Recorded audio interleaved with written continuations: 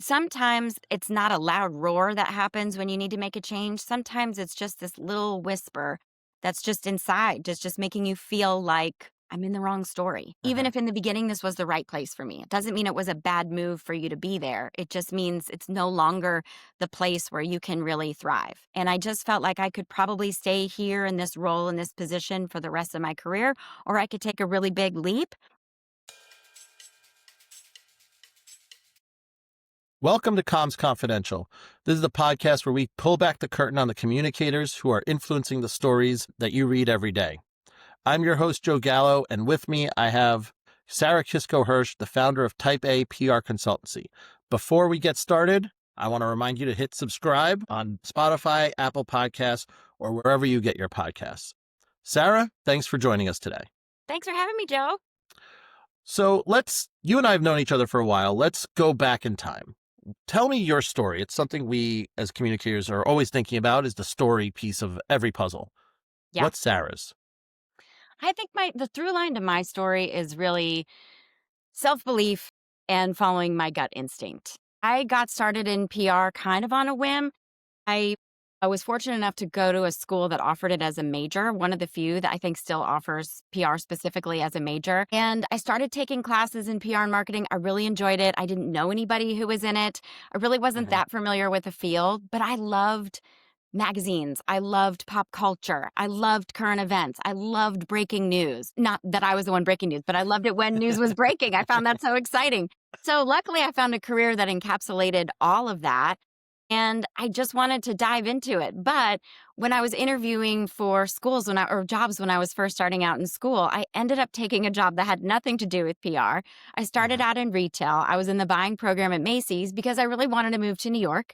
Okay. And they came to interview at my school. It sounded like an interesting career. And so I started there.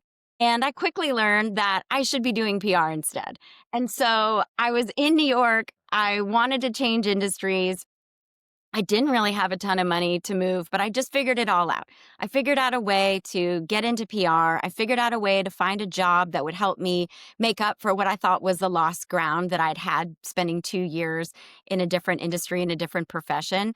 I moved to Chicago. I got a job for one of the world's smallest PR agencies. There were three of us. And I learned from the ground up how to get clients, how to keep clients, how to run accounts. What I loved about that job was my boss just had a lot of faith in us and let us really run with it at a much younger point in our career than she probably should have.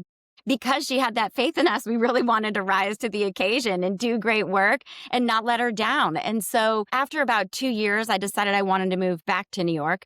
I quit that job without having another job lined up, just Uh-huh. having faith in myself that I could figure it out. And then I knew that that really wasn't where I needed to be anymore. So I moved to New York and I got a job at Weber Shandwick, which is where you and I work together. So moved from one of the smallest agencies in the world to one of the largest agencies in the world. And felt a little intimidated because I didn't have the training ground that everybody else did or that I thought everybody else did. I went from working on regional accounts and a lot of local accounts to global launches and working with the New York Times and the Today Show and Newsweek and stories that were going nationally and globally. For the first time, I had journalists calling me, asking me about my clients, and that blew my It's mind. different. That's Never different. forget the first time a writer actually called me to get information. I thought, "This is incredible. I don't have to pitch every story that I'm gonna land. How about this?" So, but I just kinda kept putting one foot in front of the other, following my gut, and I worked there for several years. I got an amazing foundation. I worked with incredible people who I still consider to be friends today. And I really cut my teeth on incredible work, blue chip clients, high stakes situations.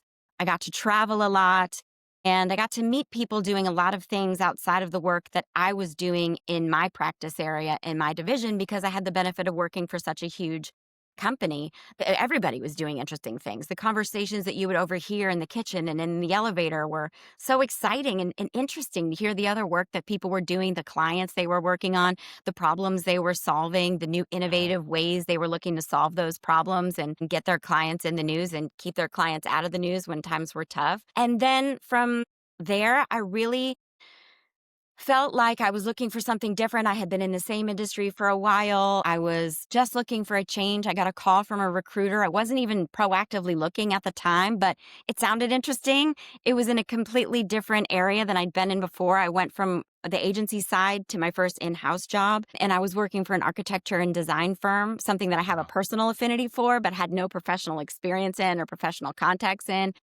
I was leading a function for the very first time. I mean, I was a VP at Weber Shandwick, but I was never in charge of the whole kit and Uh-huh. caboodle, especially on the inside. That can look a lot different. You've got to do a lot of educating people about what PR and the comms function does and doesn't do. And a lot of training, a ton of media training, a ton of just helping people understand. I get that maybe you didn't like the way you were represented in this article, but as long as you said that quote, you did say it and you're on the record as having said it. I can't ask for a correction. That's not how these things work. And then from there, I went to go work for a virtual agency. And this was before COVID. This was before Zoom was such a daily tool for everybody. And the idea of having teams that weren't all in the same room or even the same state was really unusual and foreign. And after that, I thought, okay, I worked for a large global agency. I've worked for a small agency. I've worked in-house. I've worked on the corporate side, but I've never been on my own before. And I felt like that was something I was really interested in giving a whirl and seeing if I could make a go for it and learn all those new skills, not just about being a consultant, but just running my own thing and having my own business. So I took that leap about 3 years ago, and that's what I've been doing ever since. So I think that's why the thread for me is just trusting my gut, knowing when I was needing to make a change and when I was maybe in Uh-huh. the wrong place, and appreciating when I was in the right place, even if it was a little bit of a step above what I felt like maybe I was ready for, and just trusting my gut that I could figure it all out. Wow. So you've tried small agency, big agency, Yeah. corporate, and now you're on your own. Yes. How did you know when to make that leap? Like when to make any of the leaps, but Yeah. let's go to to your latest jump to Type A and Mhm. starting that. How'd you know that that was going to work? Like taking that jump is not something that's easy. It's very scary for a lot of people. Like what did signs did you see in your own day to day that you were like, let's do this. It's time. That's a great question. I don't know that you ever feel fully ready to make a leap like that. I think I felt like I was getting really comfortable where I was.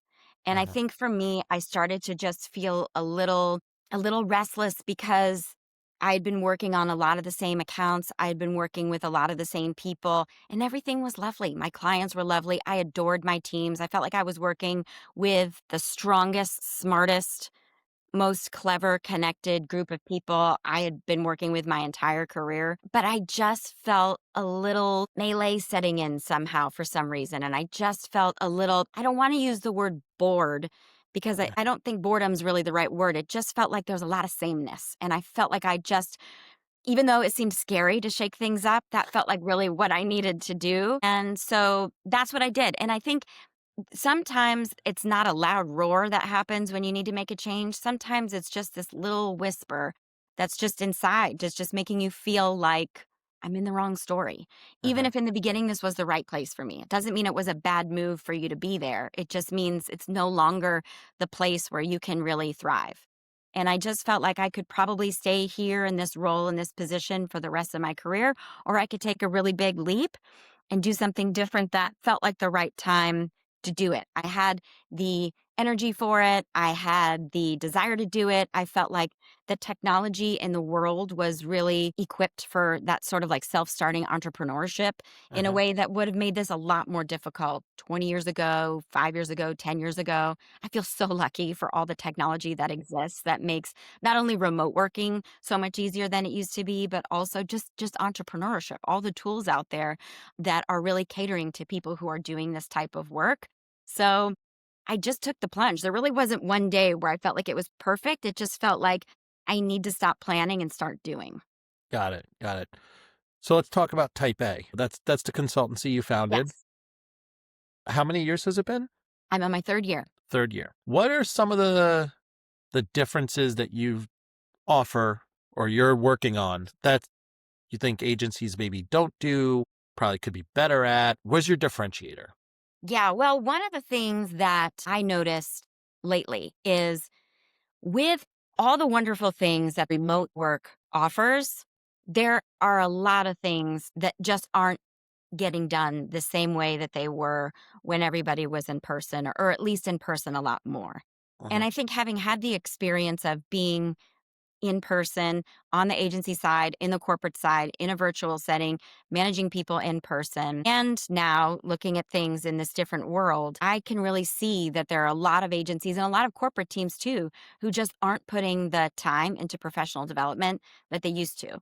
And even those that feel like they are and they're putting in a good effort to provide training and mentorship, there's just nothing like being in person and witnessing what happens when something unexpected happens? What happens in between Zoom calls? What happens Mhm. when a leader is just trying how does a leader sort of develop its team? How does a leader define its management style? Walking around people's desks to say hi and get to know them a little bit. How do you manage when things aren't going very well? When you have to sort of say things in a bit of a public forum to try to get a call back on track or something like that. These things that you and I were able to witness in Yep. person and learn so much by osmosis just can't happen.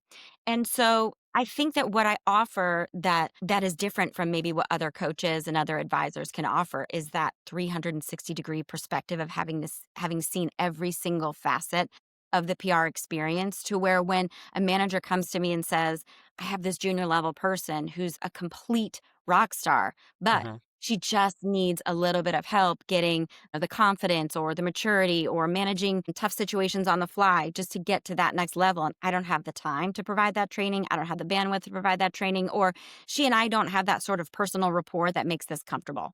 So they're looking for people on the outside who can bring that to them. And I think that what a lot of people would be surprised to hear is after having spent 25 plus years in PR, there's so much commonality and universality between management needs and development potential. And people feel like, I don't know if you've ever experienced this before. And I'm like, don't worry, I've got this. I can finish the sentence before you even started. I can figure out, I'm very quick on the uptake because I've seen so many things and I've trained people through so many different levels of starting different starting points and trying to get to different ending points. And so I think that's something that I bring to the table. I also have a lot of um, emotional intelligence about people and situations and interplay between clients or internal clients and people, teams, leadership dynamics. And so I think those are the things that I bring to the table when it comes to my coaching and my training and also my keynote speaking.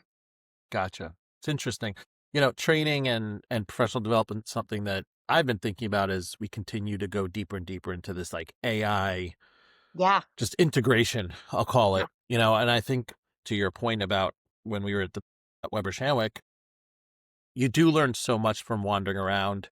You learn Yeah. so much from just building media lists. I started a small Mhm. agency too, and I remember having to pitch my vice president from across the hall, like pick up the phone, call him from across the hall. It was awkward. I felt awkward, I should say. Yeah. Yeah. But you learn so much doing that. Now, that's something you could do virtually, but at the same time with AI and whatnot, like some of those skills are, we need to make sure that we keep building those skills I into the agree. new generation of communicators. I agree. So going out on your own means building your own brand. You've had to start Type A from the beginning. You'd have to sell yourself. I'm sure there are pitch decks involved for new clients. You mentioned speaking. How do you think about building your brand? It's something that communicators and PR people just, they don't do. Everyone else is the star. They're in the back wearing black behind the curtain. So stepping out into the spotlight, as you have, is something that doesn't come naturally to people in the industry, I think. So how did you do it? I think you make such a great point. As PR people, we're used to being behind the scenes. So the idea of me being the one being interviewed for podcasts and articles it's a tough transition. And frankly, it's given me so much more empathy for all the clients that I've media trained over the years. But I think for me, I was pretty deliberate about wanting to understand you don't have to have everything figured out in the beginning, but I knew that when it came to my own personal brand, it was important to me to have authenticity be a really big part of it, honesty be a really big part of it. And that might be honesty about sizing up a situation in fairly frank terms sometimes, and being the voice that says maybe what needs to be said, not just what people want to hear all of the time, always with diplomacy, always with kindness, but being a truth teller and not just being a yes person. But also kindness was really important to me too, that there's a lot of vitriol, there's a lot of tension, there's a lot of competition out there. And even the way that I wanted to be able to lift up some of the people who might be considered competitors in my space, just feeling reassured that there's space for everybody to win and thrive and achieve, and wanting to align myself with what other people were doing, not just keeping my head down and being competitive or combative or feeling like there was not an abundance of work for everybody to do. And LinkedIn was a really big part of that for me. When I first started to build my LinkedIn presence, I knew that being active and more visible on LinkedIn was going to be an important tool for me because it was free, except for my LinkedIn membership. And it was going to allow me to activate the network that I had been working really hard to build and maintain over the years of my career, and be able to hopefully stay visible and top of mind for some of the people that I thought might be potential clients of mine without like awkwardly sending an email once a month, like, oh, I had read this article and thought of you, or saw this and thought you might be interested. None of that really felt natural to me or comfortable or even like truthful. So that was a way for me to become a little bit more visible and Got it.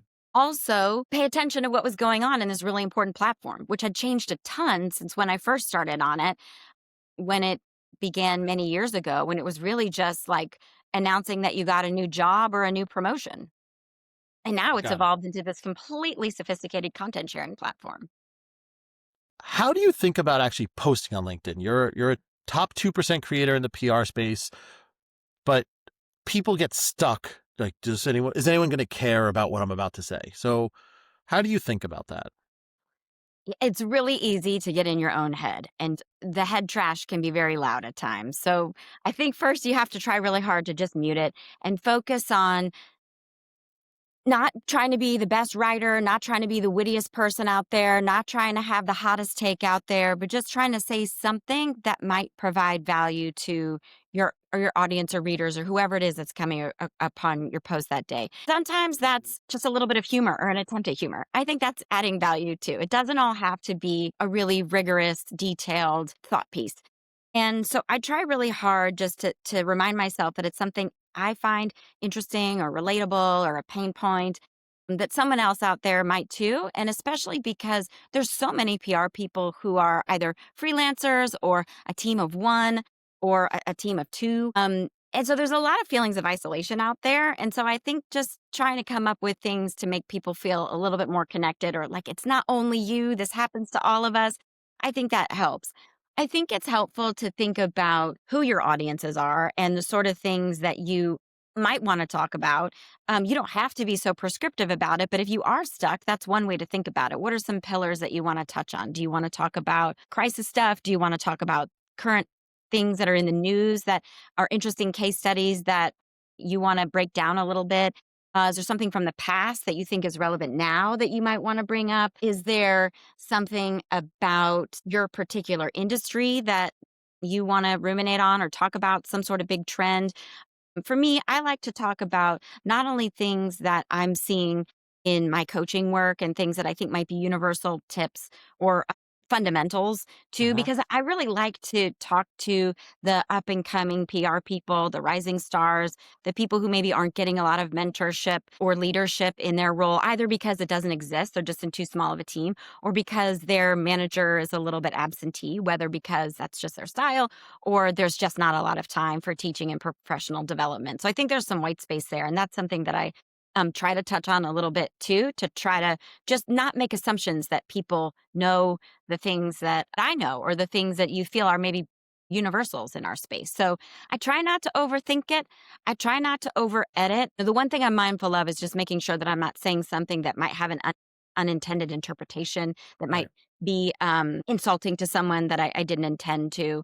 But other than that, I really try hard just to think about like, what is something that is striking me in this moment today. And from time to time, something will happen throughout the day that I'll think, oh, that might make an interesting LinkedIn post, and I'll just make a little note of it. So if I do have writer's block one morning, I can, look at my list of things and see if anything there might provide a little bit of inspiration. And It's a also, good. what I'd say to people is a lot of times just the mere idea of posting is is is so cringe and fear inducing that they don't even want to get started, and they talk themselves out of it, and they close the app, and they just continue to lurk. What I would say is there's a way that you can build a significant presence for yourself on LinkedIn without posting, and that's by providing thoughtful comments. And if that's a more comfortable on ramp for people to become more visible, start with a comment. Try to do something that's a little bit better than, amen or louder for the people in the back or something that's not really adding to the conversation, but just sort of acknowledging that you like the post. If that's the most comfortable starting point for you, just start there because you'll start to develop more comfort level. Adding more to the conversation, contributing more, providing an example, even a counterpoint in a diplomatic way. But that's a good way to get started too, just commenting. You don't have to post your way to LinkedIn visibility. Yeah, I think that I might have even seen it on your feed. There's this whole idea of comments actually feeding the algorithm Yeah, and actually extending reach and whatnot for the other posts. yeah, that's right. So do you actually measure your LinkedIn impressions or engagements or anything? Or do you just put that in the back burner and when you get, someone coming in and saying, hey, saw this, thought it was interesting, like let's have a call to work together or network or what have you. Like that's the measurement that matters. That is definitely the measurement that matters. But again, my aim is really just to provide value. And so I feel like if I'm providing value eventually, then new business leads will come. But I try not to get hung up on if no new business leads came in that month. I still feel like it doesn't mean that I wasn't able to provide value. And that doesn't mean I'm going to stop posting. And that doesn't mean that all the time that I spent writing the posts and commenting on the comments and engaging with people's and spending time engaging with other people's posts was all wasted and didn't have a point at all. But yes, I think my ultimate metric for success is new business results, but visibility, like being interviewed for podcasts or being interviewed in articles or being invited to speak in college courses or for PR teams. That also I really enjoy too, because it means that there's things that I'm saying and saying in a way that resonates with people. So that's an important metric too.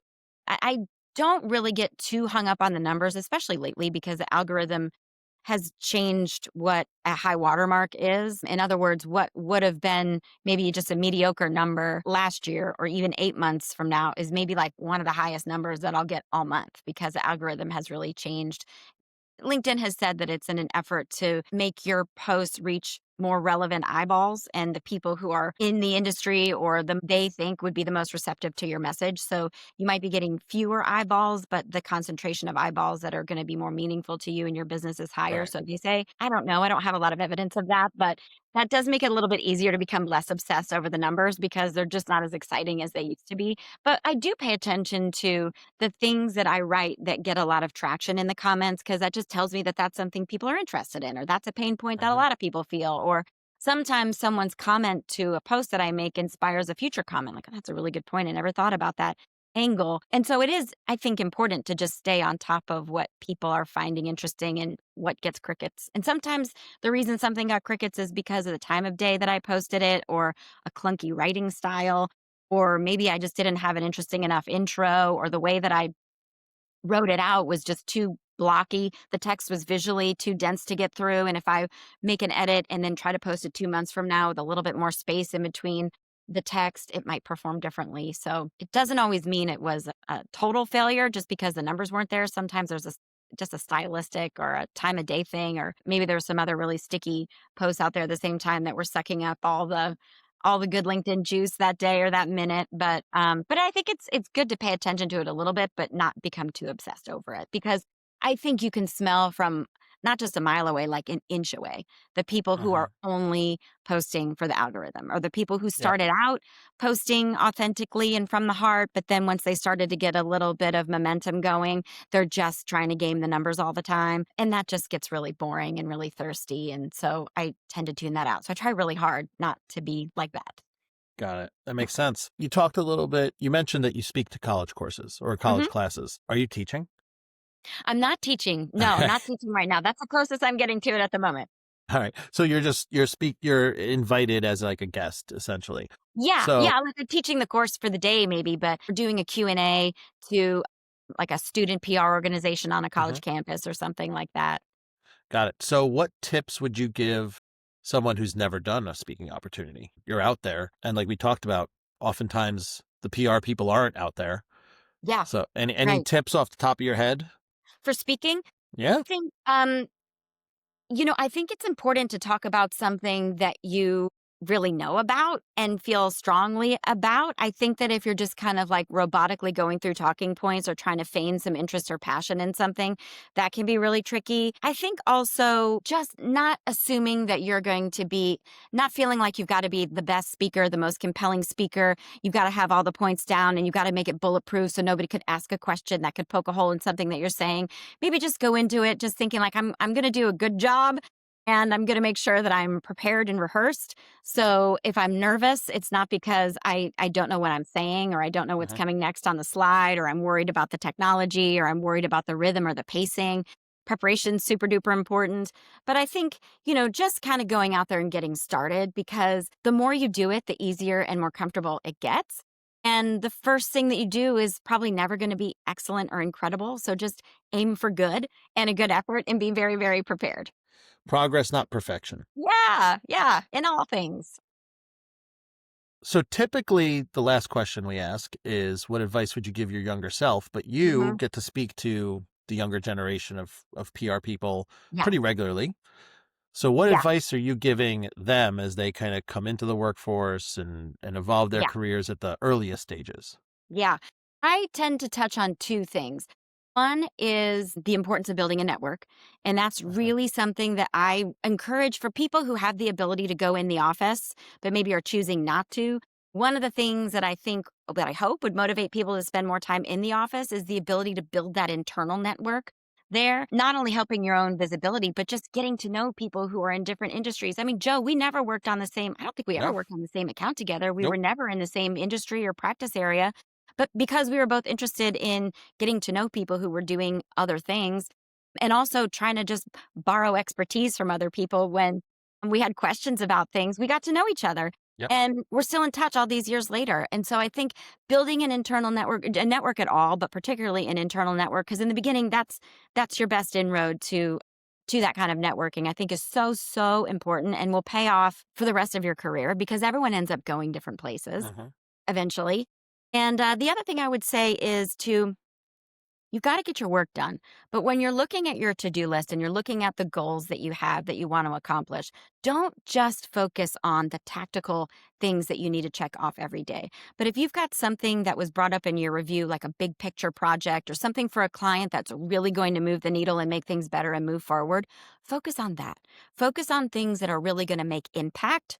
Not just the day-to-day little things. And yes, you've got to get those little things done, but maybe your driving motivation in getting those things done can be like done is better than perfect. So you can move on to other things that are going to have bigger impact. So what do I mean by that? It could be something like instead of maybe working on building a media list every time, maybe you could look at a big picture. Like, is there a master media list that our team really needs to have that could benefit from? Is there another tool that I could create that would make this work easier for everybody? Or if there's a lot of repetitive tasks being done by a lot of different people on the same team, is there a way that you can put it all together so you can benefit from everybody else's iterations rather than everybody having to start from scratch every time? Taking a look at things that can make a big impact. It doesn't necessarily mean it's going to have a seismic shift in something, but get things done that are going to have an impact, that are going to make a difference, that are a big, visible deliverable that you can attach yourself to, rather than just being known as like the keener who can get everything done on, your to-do list on time. Got it. Well, that's a fantastic note to end on. Thanks so much, Sarah, for joining us. It was great to hear your story and about Type A and the counsel that you give to the next generation. Thank you so much for having me, Joe. All right. And tune in next month for our next Comms Confidential conversation.